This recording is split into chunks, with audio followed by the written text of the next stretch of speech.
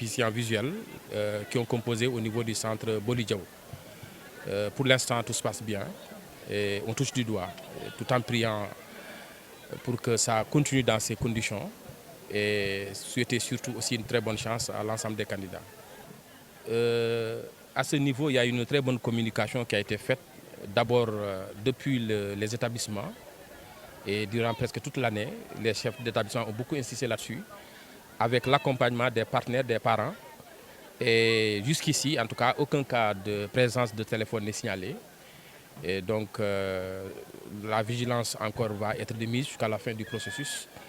Mais jusqu'ici, quand même, il n'y a aucun cas signalé dans ce sens-là. Les conseils, habituellement, dans ces cas de figure, c'est surtout aider les enfants à se lever tôt. Nous sommes dans un calendrier national, surtout que c'est en journée discontinue. Ils viennent et le matin et l'après-midi. Donc, qu'ils prennent le petit déjeuner avant de sortir de la maison, mais également que les repas soient préparés très tôt. Parce qu'ils reprennent très tôt. Si on suit le rythme habituel de nos repas, il y a des enfants qui risquent de venir l'après-midi sans manger.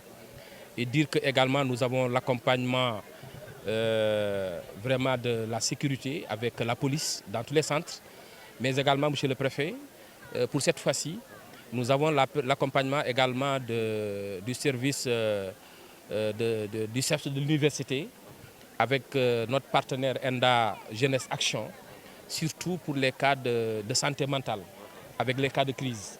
Donc il y a des dispositifs qui sont mis dans les centres pour en tout cas aider les enfants qui se trouveraient dans des cas de crise. Vraiment, pour l'instant, on touche du bois. Ça se passe bien quand même.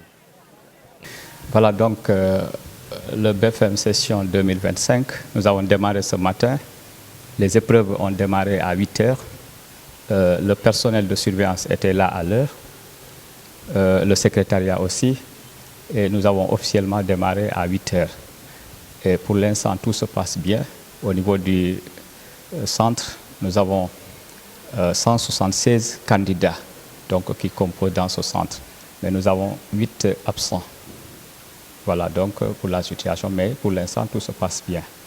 Donc pour l'instant, on n'a pas détecté des cas de fraude, puisque depuis le début presque de l'année, les gens ont fait une sensibilisation au niveau des établissements, mais également au niveau des radios et des télévisions, des spots, pour sensibiliser les élèves, pour informer également les élèves et les parents d'élèves aussi, que tout ce qui est appareil connecté, les téléphones, exemple les téléphones portables, sont strictement interdits dans les centres.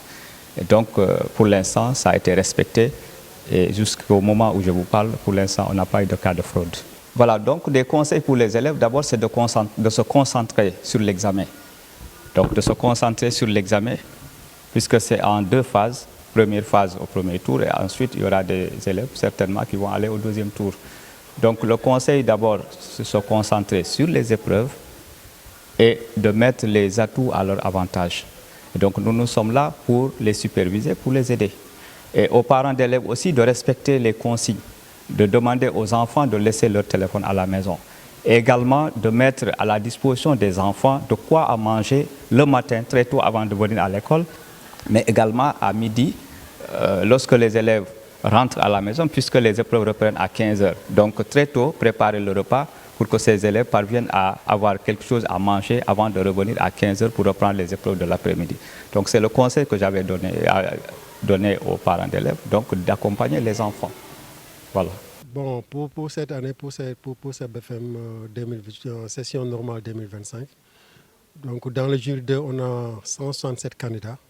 Parmi les 167 candidats, il y a un absent qui est un garçon.